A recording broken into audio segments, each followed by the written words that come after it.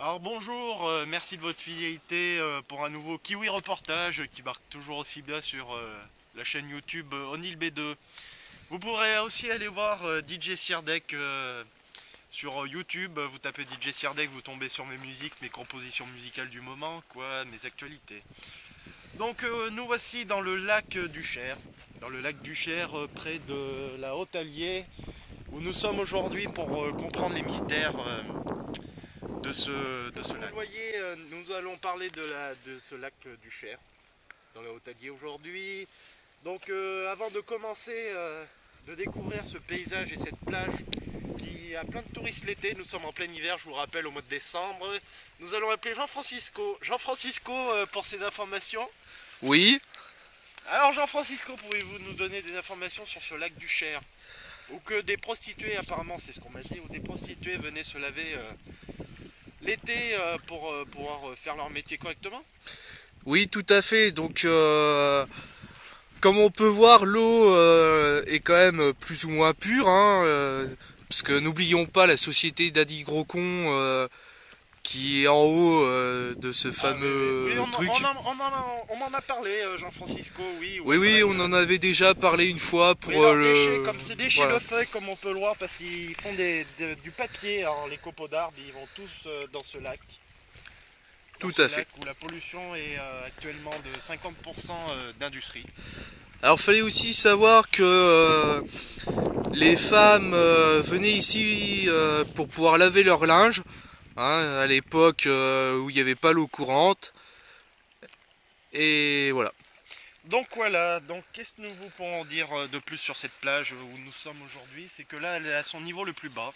D'habitude, Oui. elle est à son niveau le plus haut, là, qui monte. Oui, où comme, l'on voit comme on les peut plus voir bas, les traces les noires, traces noires, oui, tout à fait. de chaque marée montante.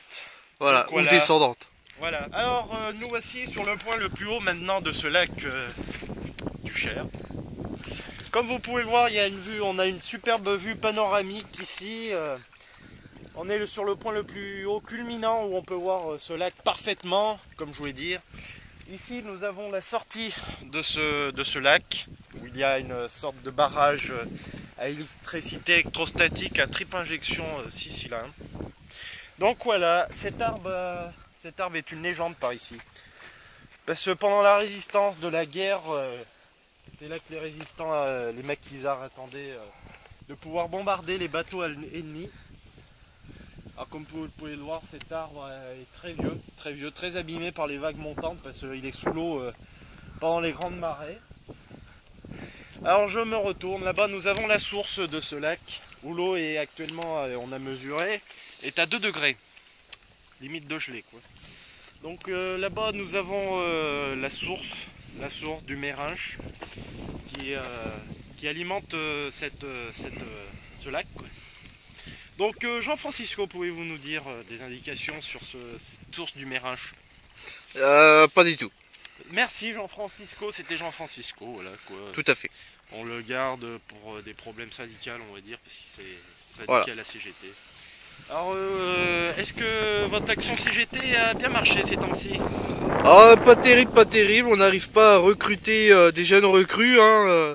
C'est la crise universelle mondiale et on essaye de se porter tant qu'est plus. D'accord Jean-Francisco, c'était votre reportage. Alors nous vous retrouverons peut-être dans une prochaine séquence. Tout à fait, tout à fait. Vous êtes tout à toujours fait. avec nous par téléphone? Ah, toujours, toujours. Où êtes-vous ce temps-ci? Ah là, je suis à Paris, place Pigalle. D'accord, très bien. Donc ici nous allons vite nous en aller parce que comme vous pouvez le voir il y a eu des éboulements de terrain ces temps-ci là. Parce que ici il faut savoir que l'hiver il y a de la neige. Elle n'est pas encore tombée cette année. Mais ces éboulements de pierre peuvent vous indiquer la violence de ces avalanches. Alors nous voici revenus sur cette plage magnifique avec le soleil qui s'est dégagé, comme nous pouvons le voir. Alors sur cette plage qui est surnommée plage des prostituées, mais bon c'est bien la plage du lac du Cher. Donc comme vous pouvez le voir, cette plage est très allongée comme ça. Qu'est-ce qu'il y a Jean-Francisco? Vous voyez quelque chose au loin là-bas? Non, rien du tout, je suis aveugle. Vous voyez quelque chose par là-bas, Jean-Francisco? Ah, peut-être un camp, peut-être un camp. Un camp, comment ça? Nous allons nous diriger sur ce camp et nous allons vous rapporter des images exclusives de ce camp. Tout à fait, et grâce, Ça doit être un camp de la guerre, hein, d'après des souvenirs. et grâce à notre magie numérique, nous y allons tout de suite en un clin de doigts. Comment que t'as fait ça, Jean-Francisco, là? Comment t'as fait ça? T'es magicien maintenant? Ah bah c'est la magie, tu sais, à Pigalle on apprend plein de tours. Hein. Ah ouais, des tours avec votre baguette. Tout à fait. Donc nous voici dans ce camp de la guerre là qui a été conservé par des révolutionnaires amérindiens. Oui. Alors comme vous pouvez le voir ici, c'était le four, un crématoire. Ah, on pourrait dire un barbecue géant. Ouais, à crémaillère, oui. Bon, alors comme vous pouvez le voir avec des anciens bouts de faucheuses de SC50. Ah. Avec le tas de bois qui alimente les mercenaires, parce que les mercenaires doivent toujours venir ici. On voit le joli tas de bois là. Voilà. Alors Jean-Francisco, avez-vous des informations? Parce que Jean-Francisco est revenu avec nous, entre le temps de Pigalle. Oui, alors eh ben ce camp donc apparemment il date d'assez longtemps, hein, comme on peut le voir. Parce qu'il a l'air d'être un peu demi-abandonné. Hein. Demi-abandonné, mais on m'a dit que des pêcheurs s'en servaient, des pêcheurs amérindiens.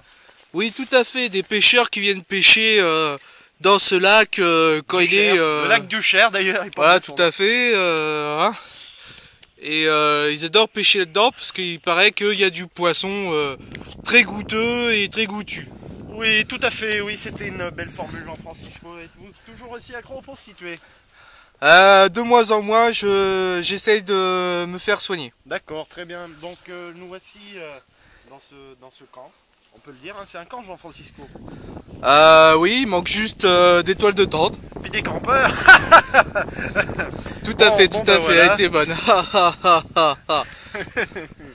Donc nous voici, nous allons faire un dernier plan de ce lac du Cher et nous allons vous dire avec émotion un dernier au revoir avec Kiwi Reportage. C'était le Kiwi Reportage du mois de décembre que vous aurez en exclusivité à partir de je ne sais pas combien de temps, on n'est pas pressé. Tout à fait, donc, tout voilà, à fait, ça peut mettre 2 ans. Jean-Francisco est notre nouveau monteur maintenant parce que O'Neill B a été suicidé à cause de toi, je le rappelle. voilà, Hein, on peut le dire. le Mais seul bon, qui a c'est pas suivi grave. ton plan. C'est pas grave parce que j'ai eu le droit de sortir de la forêt en fait. En fait, j'ai juste dit plan de suicide collectif et puis O'Neill B a suivi, donc ça m'a posé un peu de problème, mais l'action Kiwi est remontée. Oui, pas, tout à fait, tout à fait. Il est remonté de 4,5 points et en même temps, ça a fait monter de 0,00000001 points le CAC 40. D'accord, bon bah voilà, nous vous remercions de votre fidélité. Voici le plan sur le lac du Cher. Moi j'étais heureux de vous présenter cette émission et je vous dis à la prochaine.